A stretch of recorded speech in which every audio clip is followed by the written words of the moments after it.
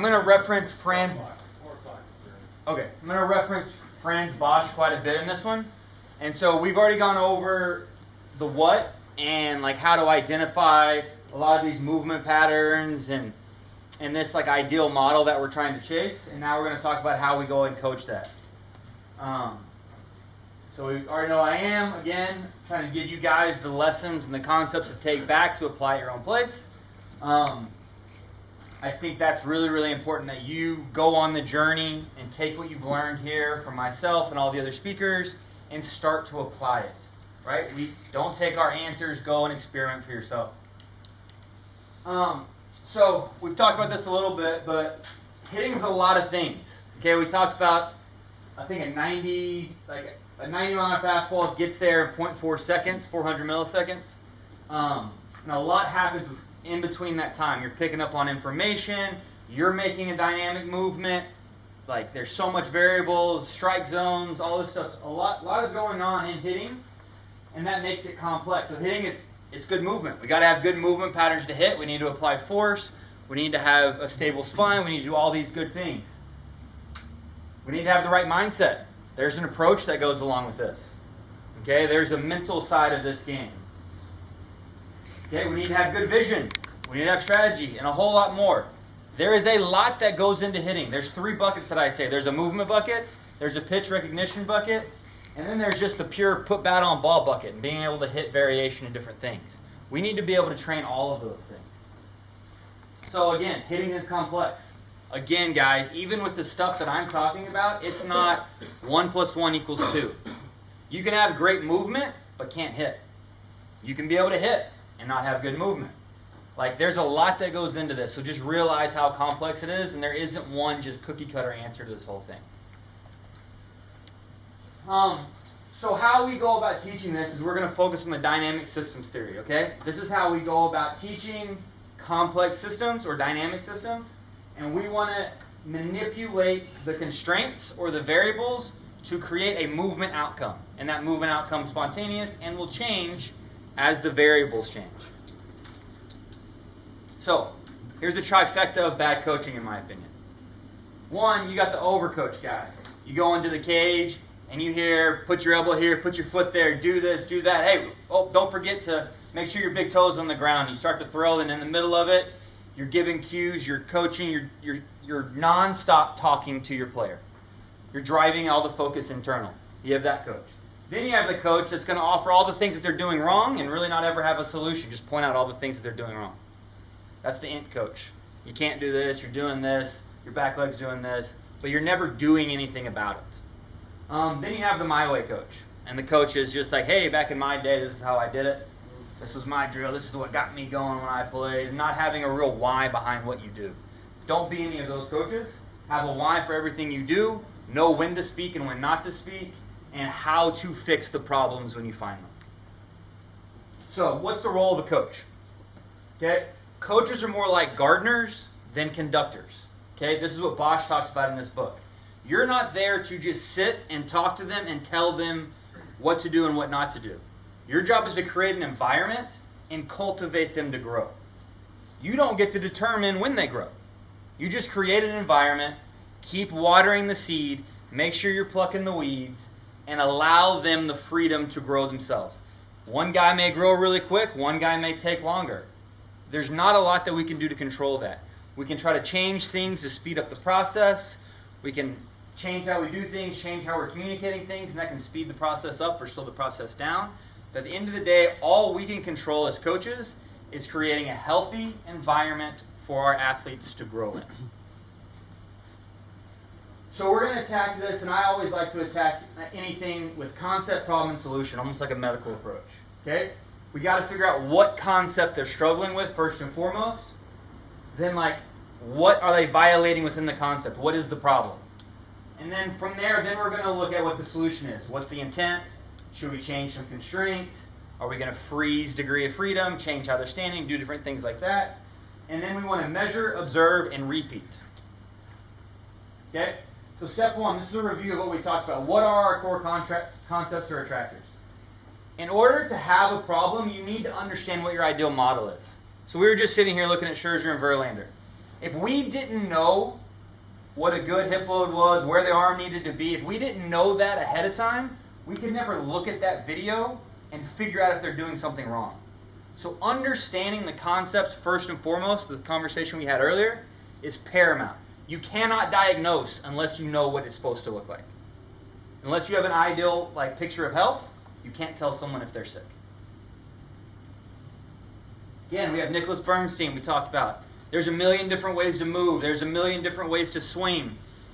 There's an efficient way to swing, and we have to focus on these attractors, but all these guys are going to look different. We've got to know what to look at and what not to look at. Okay, we've talked about the attractors. A refresher of this. All the different archetypes. Those are the stable, consistent movement patterns. The hinge, shoulder stabilities, brace neutral spine. All of these things are stable movement patterns that combined create complex movements. And you combine those with the fluctuators, which is all the different individual variables that go into the thing. So we just looked at Scherzer, who's doing the leg, he hinges and does the leg swing. Verlander does it differently. They're both getting into good positions. Do we need to change one or the other because of that? No, they're both accomplishing our core concepts, so they can look differently. That's perfectly fine. Scherzer was low, Verlander was over the top more. Again, we don't need to change it. It can look differently. That's the fluctuator side of it all. We're going to solve our movement problems with old movement solutions. Okay, external cues. So, like Paul just said, all we're doing in this hip hinge is a one-legged what? Squat. So I can tell you, do a one-legged squat. I don't have to say, do a load.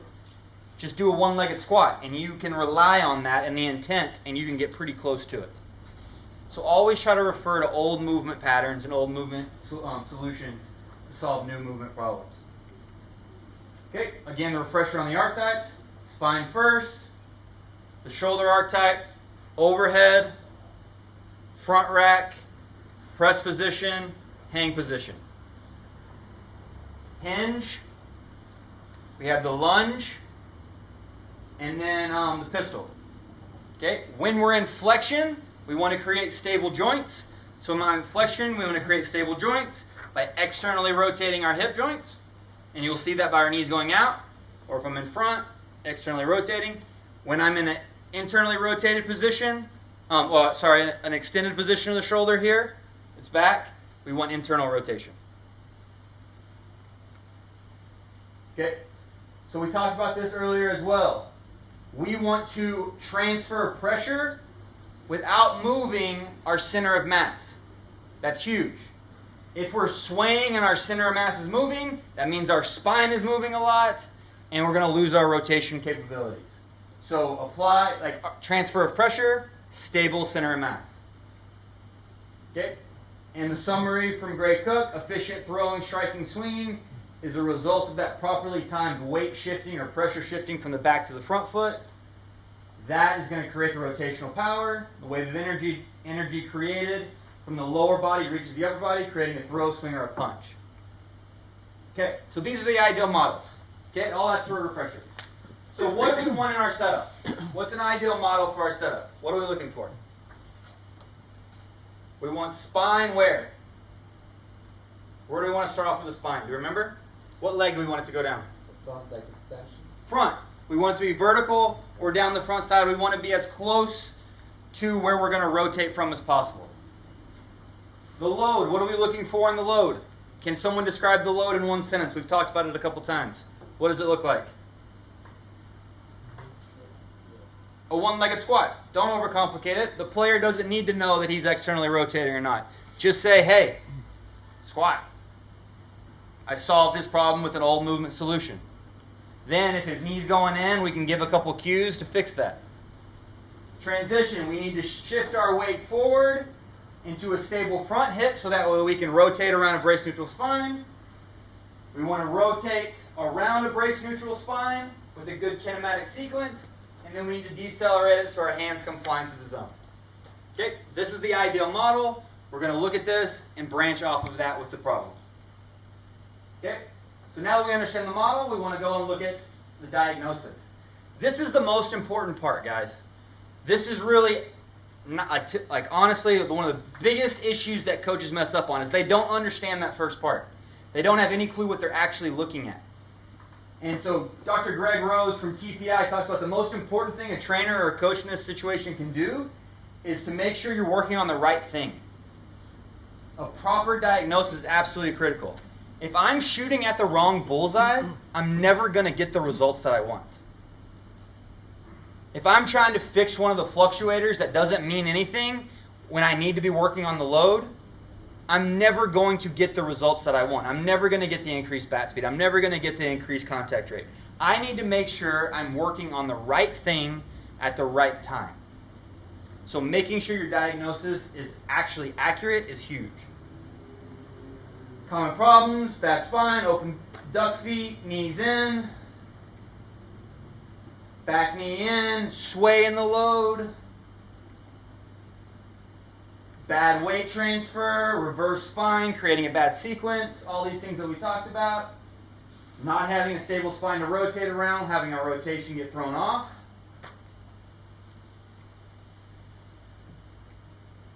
Okay, all of these things are the common issues, we've gone over all these things. Now we're going to talk about how to actually intervene, make drills, come up with plans of attack. So the key to this is creating an environment to grow and learn. Remember, you are not gardeners. You're not standing there talking down to your players. Your job is to create an environment that they can learn in. Remember that. Create an environment to learn. Okay, things that we need to understand. We need to understand what our players' intention is. We need to understand what they're trying to do. We need to understand the type of attention our players has. Where are they focused? And have they run out of attention? Are they done? Are they checked out mentally because you've just burnt the candle? You need to understand your coaching cues, what words you're using and when you're using them. And you need to understand what motivates your player and how to maintain motivation throughout the whole process. Okay, attention. This is from Bosch as well.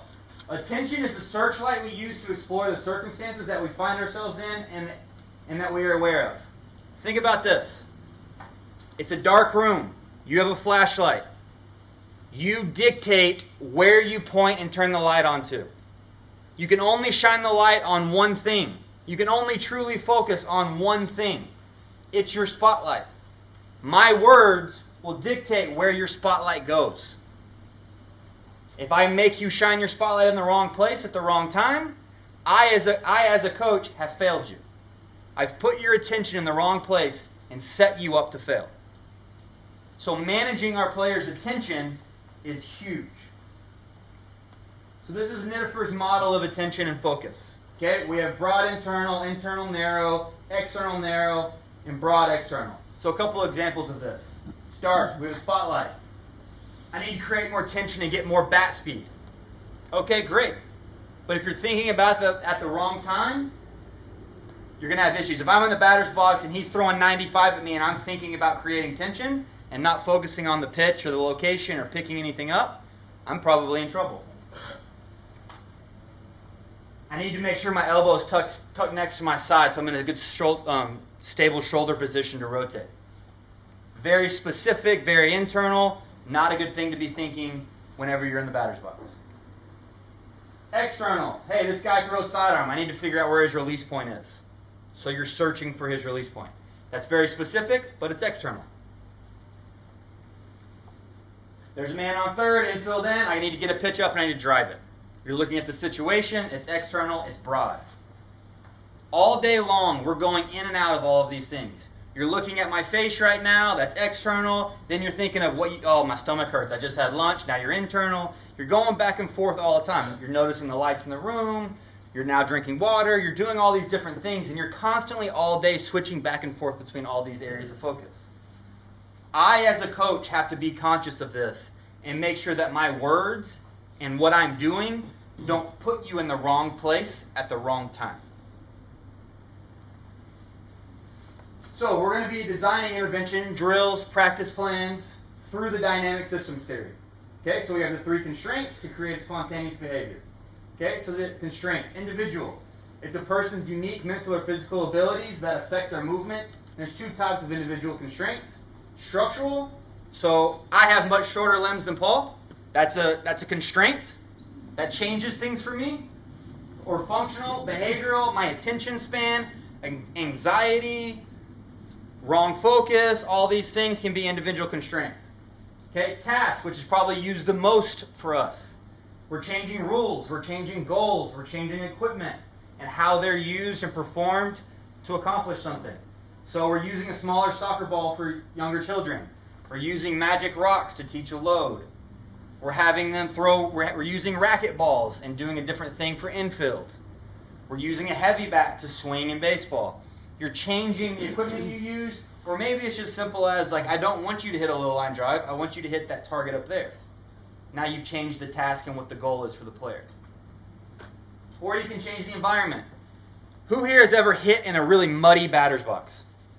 Does that change things for you? That's because the environment is different. If you swung on ice, it's going to look differently than if you swung on dirt. That's because the variable of the ground in your environment is different. You change that, you get a different movement pattern. So you can change things. We can put one foot higher than the other. We can make them stand on a ramp, do different things like that. Kind of the same as the task, but we're changing the environment around them. Unstable surfaces, you can do different stuff like that. I personally stay a lot in the task range. I'll change the environment some. Okay, so this is like a picture of the process, right? We have a problem that we've identified. What's the problem right here that we see? How do we like his knees? Okay, so his knees are knocked in. He's not in a good stable position. So we have this problem. The player comes in the cage. We know that's the problem. Now we're going to modify something on the triangle in hopes to then get a new movement goal or new movement solution. Okay? It's just like walking. We create this environment of learning, we're mirroring things, we're constantly failing and challenging, and then we're trying to grow. But we can speed this process up and actually enhance this process. Okay, we need to understand this, we need to manipulate things, that's absolutely true, but we can continue to make this better. Okay, so we need to understand that the body is going to organize itself based on its ultimate goal. Okay, this is the intent action model. It's the idea that whatever your intention is, it's going to dictate what you do. So can I get a volunteer?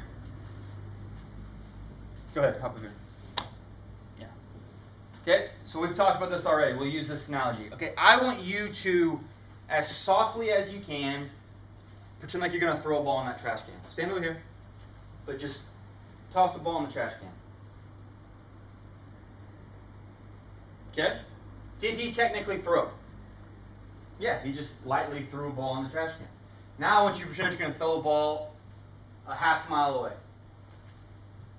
I gave him no coaching cues, but he changed everything because his intent was completely different. So managing the intent of your player. If we want to flip this into hitting, hey, do not strike out. Okay? If you strike out, I'm taking you out of this ball game. What's your thinking now? He can't strike out. He wants to make what? Contact. Define contact. Putting the ball in play, right? That's it. Just putting the ball in play. Bat on ball. Okay? That is going to produce a completely different swing than if I was like, hey, only get a pitch down the middle and hit a home run. Yeah, but the wording I've learned that using don't. Okay. Yes. That we're not. You have me on that, right? So I want you to hit a home run. Okay? That then will produce a completely different swing and response. So how many here have seen defensive swings all the time? We're not going to hit home runs. Thank you for that. Sorry. We're not going to hit home runs if our intent is simply to make contact with the ball. We're going to produce power and let it eat and have some bat speed and do some damage if we are actually up there trying to do damage. Are you going to throw a 95 if you're not really trying to throw 95? You got to get up there, step on your magic rock, and let it eat. Like, you have to have the right intent, and we need to figure out that intent by talking to our players. Okay, again, the intention of a good swing, we want to hit it hard, we don't want ground balls, and we can't be scared to miss. Okay, I showed this earlier. This is batting average on batted balls. This is the vertical launch angle, this is the exit speed. From 20 to 30, You only have to start getting hits almost every single time you're going to get a hit from 20 to 30, even at like a 65 mile an hour exit velo. So in this window right here, in the middle, no matter how hard you hit it, there are a lot of hits. That 10 to 30 degree window right there, that's balls into the outfield. So give your players the intent of not just making contact.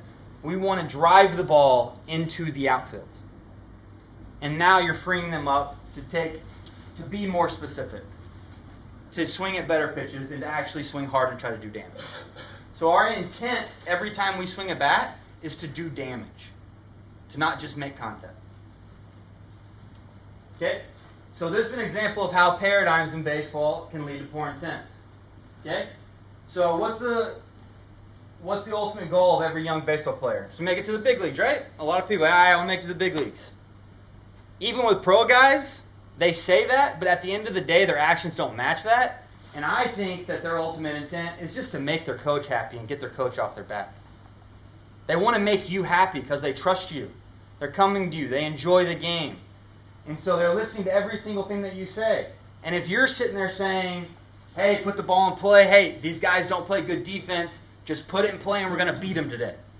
Okay, that's the intent of like, hey, I'm going to win this game at all costs, which is fine, but it also may produce a lot of ground balls, steep swings, and guys with the contact approach, which is what we see in college.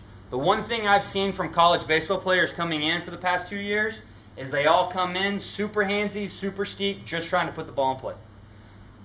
Because they were coached in college to put pressure on the defense and let the defense make a mistake. And if I clip one and put it in the air, great. But like my goal is to drive low ground balls. And guess what they're very, very good at when they come into pro ball? Crushing the ball on the ground. And then all of a sudden in pro ball, they're hitting 200 after the first month and panicking they're not having any success. Bad intent led to bad swings. Okay? So, we have the process, we have the problem, we have the constraints, and now we layer on proper intent. That helps with things. That speeds the process up. Okay? But the dynamic systems theory does have a trap. Okay? We have the attractors, we want to diagnose right, we want to limit the degrees of freedom with constraints, and we want to have organized movement. We want to keep the focus external. We absolutely want to keep the focus external when we practice. That's huge. But the one problem with that is mental representations. Okay?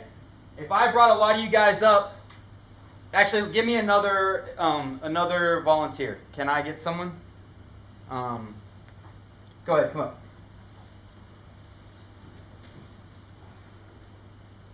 Okay? I want you to stand up here, face them, and close your eyes. Okay? Take a slow swing, pretending to hit the ball over the fence. Yep. Yep. Actually mimic it. Yep. Okay. There's a lot wrong with that. No offense. A lot wrong with that. But that's his mental representation of what his swing is. When he closes his eyes and thinks about it at night, he's doing a lot of these things. If when he's thinking about the swing, it's not accurate, no matter what you say or whatever drill you do, he's going to continue to do what he thinks is right in his head. So if we don't help them produce a better mental representation, we can do all the external cues in the world that we want to do, but we're never going to get anywhere. Thank you. So Anders Ericsson from the book Peak talks about a mental representation is a mental structure that corresponds to an object, an idea, a collection of information, or anything else concrete or abstract that the brain's thinking about. And what sets expert performers apart from amateur performers is the quality and the quantity of their mental representation. So if you in your mind have a mental picture of you swinging down on the ball, even if you say, hey, I'm trying to hit this ball in the air, I'm trying to do all these things, I'm trying to do this, you are going to continue to swing down on the ball until you fully understand and can adapt your mental representation of what you're trying to do. I see this all the time on deck. We work, and then you got a guy on deck and they flip it over into competition mode, and they're sitting there and they're swinging straight down with their hands.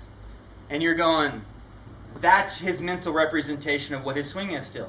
He hasn't made that adjustment yet. I know when my guys are close, when they start subconsciously doing the right thing in their movements throughout the day.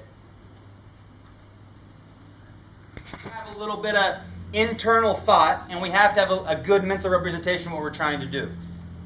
So now we layer on the problem with better intent and a good mental representation. Okay, now we have knowledge of performance and knowledge of results.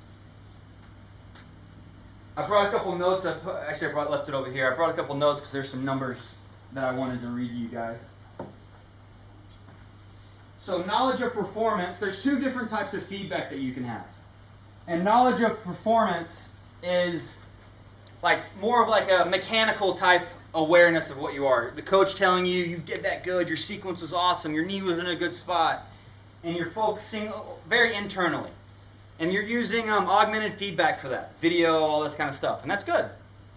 Then you have another type of feedback, and that's intrinsic feedback. And that's just from doing it, and did you accomplish the goal or did you not accomplish the goal?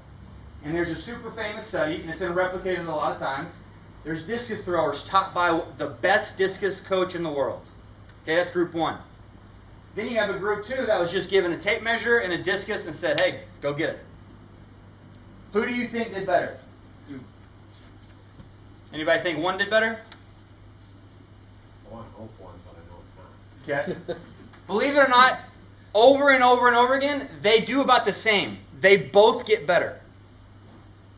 The first one shows better like kinesthetic awareness, and the first one understands their movement patterns more. They have a better mental representation. How proficient were they in the skill when they did this? Both beginners.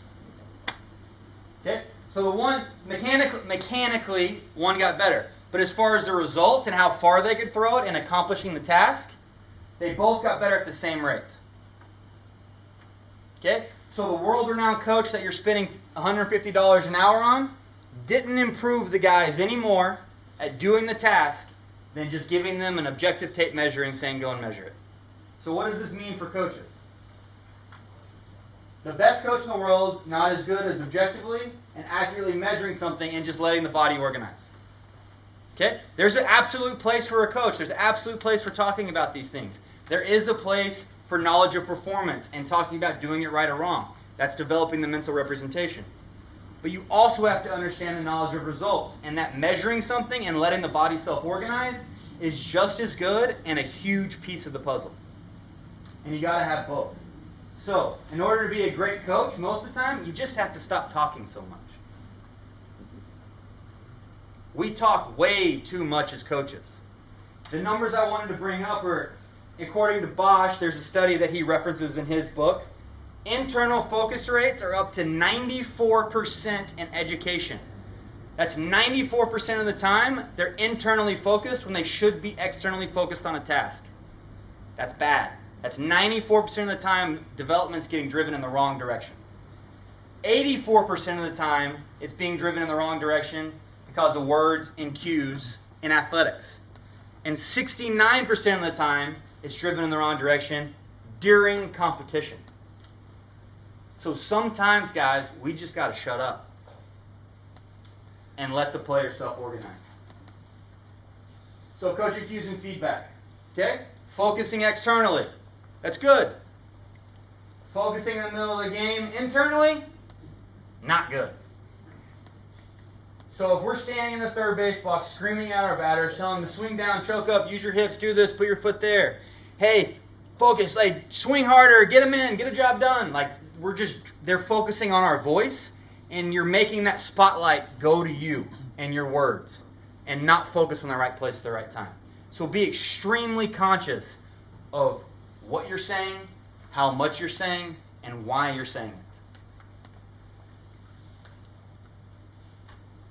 If you want to change something, guys, you need to measure it. Okay? In practice, I cannot stress it enough. If you're going to do something, find a way as objectively as possible to measure it. Okay? A very, very, very simple way, I talk about it on Twitter all the time, that you can use to measure something. You could just measure exit velo in batting practice. Let's say you don't have a radar or a pocket radar. How about you just measure and track how many balls were barreled up? That's subjective, I know, but into the outfield. Pick something and measure it. Pick something important, measure it, share that information with the players along with coaching and developing a better mental representation. So not only are we giving knowledge of performance, we're also giving knowledge of results every single day. OPS, get creative. There's a million things out there that you could use to measure things. Okay, so again, we have the problem. We have the constraints that we can manipulate. I want to work on the load. Maybe I put a chair behind them. Hey, I just want you sitting on that chair. I'm throwing to them. I'm doing whatever. We give them the intent of, hey, sit on the chair and hit this ball over the fence. We've talked, showed video, developed a good mental representation, and now I'm giving him feedback every day on how he's actually doing it. Okay, now, we need to manage motivation. Okay, learning how to hit, learning how to do anything, it's really freaking hard. It's really hard. And like we've talked about, you're not going to learn anything unless you what? Fail. It's going to be ugly. You're going to suck at it for a period of time, and that messes with you mentally. And so you have to walk the player through this whole process and let them know, hey guys, this is normal. There's a slow beginning to learning something, and then you're going to get better at it pretty quick. And then you're going to plateau out because there's no more failure happening, and we're not learning as much anymore. So what happens there? We start over. We introduce something new, and we continue to show their progress. We make things hard, and we change things up. So we never let them plateau out. We show them how they're progressing because we're hey, the first time you started this, you only had 3 balls in the outfield. 2 weeks later, man, out of 20 swings, you had 15 balls you hit hard into the outfield. Look how much better that is. As a player, how does that make you feel? Motivated, because you just took some steps to becoming better. And then now maybe after they're doing 20 out of 20 in the air or 18 out of 20 in the air, you change things up and you go, now it has to be this far, or it has to be this. And now we're going to come at a different angle, or we're going to do this harder. And now we're going to do it on a curveball. You change things up, you make it harder, and you keep progressing them, and there's going to be a period of time where they suck, and it's going to be a slow beginning, then a quick rise, then a plateau out, and that continues on and on and on forever. But you have to manage that, you have to walk them through it, and you have to do these 3 things to keep the player motivated and focused on what they're doing. Because you are the person dictating on where they're pointing the flashlight most of the time. Okay, so this is our process. Okay? Good constraint-led approach, good intent, video, augmented feedback, developing a good mental representation, a way to provide good objective feedback or feedback in general at the right time, knowledge of results feedback, and then we continue layering on with motivation, changing things up, showing them progress, making them want to come back to the cage and do more. One thing that I like to do with players is I like to kick them out of the cage before they get really frustrated. I like to, I got 20 minutes, I want to get them in there. As soon as they start to figure it out, you guys have seen it. One more rep, one more, I got it, one more. Like, no, you're good. Because then they want to come back and do it the next day. Because that 1 rep, a lot of times will turn into 5 reps. Oh, no, I lost it. Oh, then panic ensues. And then you've lost them and you got to reel them back in and the process starts all over again. So I like to do short stints and leave guys wanting more, excited to come to the cage and making it an exciting thing to come learn and try and do it again. And praise failure, guys. Make sure failure is completely praised and make it okay. You have to develop a relationship with these players, gain their trust, and make it a safe environment to experiment. Safe players try new things. Scared players don't do anything. If they don't think that they can trust you, or they think your motives are different than theirs, they're not going to buy in and trust you. So praise failure, create this culture, promote all these things. Okay? And remember this, guys, practice should be extremely ugly. Okay? Deep practice is built on a paradox. This is from Daniel Coyle, Talent Code. I love this mental image. Practice should be like crawling and walking up an ice-covered hill. You're going to slip, fall on your face, slide back a couple steps, dig your fingernails in, crawl up a little bit more. It's going to be ugly until you make it to the top. So in practice, we've talked about this. Dave talked about this. There's 3 different types of practice, and I love the visual of the math. Okay? The first one was the answer was 7, 7, 7. Everyone was saying it quick, and then you also need to think a little bit. There is a time and place for block practice. Okay, and what that is, defined again, it's a practice repeated over and over and over again. Okay, then there's serial practice. It's practice that has a variation in it, but it's like fastball, curveball, fastball, curveball, fastball. It's in a sequence over and over and over again. Then there's random practice, and that's game-like. That's the jungle that he refers to. Random, jungle, game-like practice is going to have the most transfer into the game. It's going to be the hardest. It's the biggest and best thing that you could possibly do. It's the closest thing to whole practice that you can have. Whole practice being actually practicing the task you're being judged on every day, which is a hitter. Only whole practice that we can get is a pitcher standing 60 foot 6 inches away from us, throwing a 3 or 4 pitch mix trying to get us out. Okay? Keep variation in your practices. Not only do we need to make it hard, not only do we need to get our guys into the gap, we need to make sure that we are doing different variations of the practice in order to create a more stable pattern. This picture is from Bosch over here, and I love this image. These are all the attractors and the movements on this side and the top of the variations. You can see there are 3 key movements that accomplished every variation. These are the stable movement patterns that can accomplish everything. That's what we want.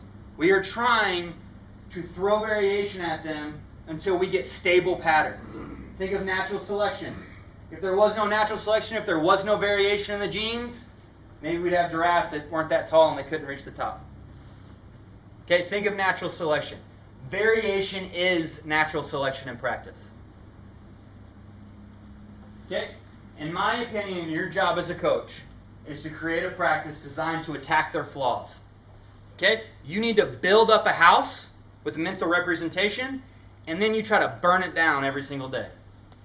Knock the house down, find out why you knocked the house down, rebuild it the next day, and knock it down again. Rinse and repeat.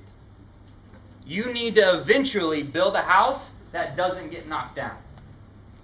Because this game is full of variation. It's full of variables. You don't know if you're going to get flooded one day. You don't know if it's going to be a fire. You don't know if a tornado is going to come. It could be anything. And if you weren't prepared for it, if you don't have a house that can withstand all of that, you don't have a solid house. It's going to get exposed in this game. It's your job as a coach to prepare your player accordingly. Okay? So this is my mental picture of how I go about attacking my players. I diagnose, find a problem based on the core concepts that I'm looking at. Once I identify a problem, I then attack that problem by manipulating certain constraints, not using my words in the cage that much, but manipulating task constraints, giving different equipment, changing the angles in the environment, or whatever you may want to do depending on what that individual needs. It's an individual basis. I may try to have you sitting on a stool, and that's not making sense to you. So maybe I move to like a step back drill. Maybe I move to something else. Maybe I have a pad that he's stepping on or a magic rock that he's stepping on. I don't know what the constraint is that it's going to work for you. It's my job to experiment and find it. So we manipulate constraints until we find it and we start getting our movement goal. Then we make sure our intent is good. We make sure we're trying to do what we want to do. We want to continue to build up mental representation. We want to look at video. We want to have conversations. I want to talk to you and figure out what you're thinking, what you're feeling. Close your eyes, show me. I want to know what you're thinking and how you view this. Then I'm going to try to give you as much feedback as I can at the right time. Knowledge of performance, that's the mental representation, along with the knowledge of results, the objective feedback. And I'm going to keep you motivated by trying to show you progress any way that I can, changing things up, making it hard, and walking you through the like where you're at on that curve that's never ever going to end in your career. And I'm going to water this environment with hard practice every single day. If you put a player in this, I'm not guaranteeing you a big leaguer, but they're going to get better. But it's important to understand the concepts, like I said at the beginning. I think I'm labeled as the same thing as you probably a lot of times. Oh, you're a mechanical guy. You know all the movement stuff. You break down swings. Yes, I can do that. And I talk about that. But I think that's very important for me to give a proper diagnosis and then start them on the process of getting better. It all starts with a proper diagnosis. Then you put them within an environment that they can learn and they can get better. I think I'm done a little early, which is good, because I figure there might be some questions coming from this. So a review, okay? Before you can know if you have a problem, you have to understand the definition. You can't break a rule if you don't have a rule to begin with. Making sure you diagnose your problem accurately is key. Creating a drill or plan by manipulating the constraints. Your words matter the least in that moment. And then enhance your plan with a good environment and hard practice. Build the house and knock it down every day. That's what you need to try to do. I was talking earlier, Clemens is your name, right? We were talking at lunch. And one of the most powerful things that I was told by Jeff Albert was, could you coach if you only had a 500-word limit every day? If as soon as you said 500 words from 11 a.m. to 11 p.m. at night, your voice was shut off and you couldn't talk anymore, could you still be as effective of a coach? So many times as coaches, we rely on being the smartest in the room and knowing more than someone else, and we feel that we need to talk a lot. Talk less.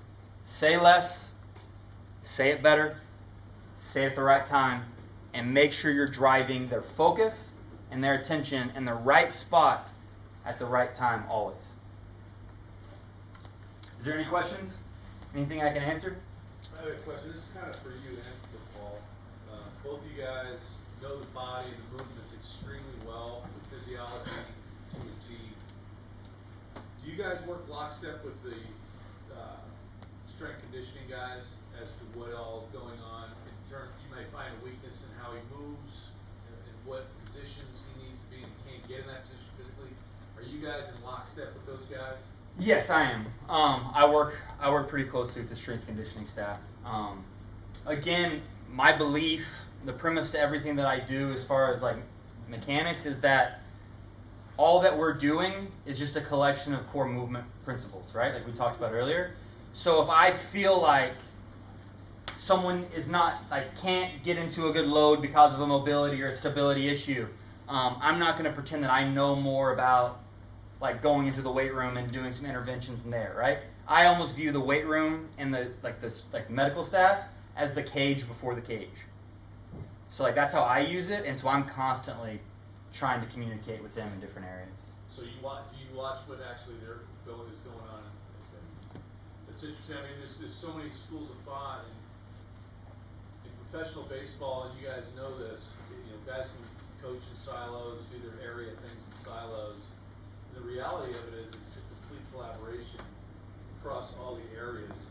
And my point of this is twofold. One is, you know, it is important what you do in the weight room, how you're training, you know, movements. And the second thing is, I mean, it's a very much of an advantage to have a deep knowledge of the body and how it moves as a coach and a teacher. You know, talk about diagnosis. And I just think that's phenomenal. But there's the other school of thought, like, for example, we've had guys in the past, and there's so many, our friends, Bosch will tell you, he hates the squat. It's just, there's so many different things in schools of thought. He doesn't believe in separation, it's optimal abdomen and all this stuff he's talking about, right? So I see the two marrying up, and I think it's very impressive. And I was just curious as to how much influence you guys have in that, what's going on over there. I would just add, yeah, I tried to have those conversations, in my last 6 years, and I had a lot of conversations with our strength About coaches. individuals and each. Yeah, that I would see pitchers that that really they couldn't hinge, and I would go to the strength coach or the last 2 years our performance director and say, hey, here's what I'm seeing in the video on this guy. Can you tell me what's his hinge like? What's his squat like? And one of the things that came out of that was a lot of our testing was going on with 2 legs, and I said, pitchers are on 1 leg. Oh yeah, I guess we should test on 1 leg. So they did, and then just to be able to talk to the trainers, to have those conversations about, hey, who's coming in more often, where are they sore, what's the guy got going, or I would say, you should be aware that this is what I see in this guy, and he's going to have this problem, so I'm giving you a heads up. But I would say to all of you guys, just like when I asked last night, how many of you worked with a trainer that, or a strength coach? I feel like when I became a real coach, to me, okay, that I got to coach in college in the U.S. It was a little small college, but it's a college program. I had no strength coach, so I had to learn a lot to be the strength coach. And fortunately, I did have a trainer that was with us, but he was responsible for 5 different sports, and I have a student trainer, and so I had to become a little knowledgeable just to have those conversations. So it is an advantage sometimes that if you don't have all of those people, and I will say, when I just got the job that I have, I said, I'm not a trainer, I'm not a strength coach, but I can have those conversations to help drive the performance of elite athletes. So just to add on to that, and then I'm done, so I've said it a couple of times. I was in Australia for 3 years, really in your shoes, before I was at the Astros. And I didn't have a trainer either. So I was from T-ballers all the way up to professional guys on Baseball Australia and coming over to the Cavs. I was running velocity programs, bat speed programs. I was in charge of going and training strength coaches at the AIS to run my elite strength program 3 days a week. So I had to become that expert. So out of necessity, I didn't have a guy that I can look over and be like, hey, go see the trainer. If someone's arm hurt, I needed to know why, and I needed to know a way to take him through a process of getting it better, because it gets very expensive when you're like, Johnny came to me with a sore arm, you need to go spend the money to go see a physical therapist now.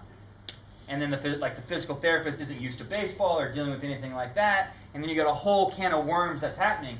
So I needed to be that guy. And because, am I an expert in it? No, I'm not formally educated in it. I don't have a master's in this or anything like that. But there's enough resources out there, and with a passion and a desire to learn, you can learn anything. And I would say that's a huge thing for you guys to take the bull by the horns there and learn, because not only is it going to help you just in your day-to-day, it's going to make you a much better coach, because where I think most of the coaches completely miss the boat is they're working so hard on the wrong problem a lot of times. And they're just you're wasting your time. Because if you're shooting at the wrong bullseye, you're never going to hit the right bullseye. And so learning these things is huge. One question about that. What the most vulnerable moment for a hitter is when they are in a slump.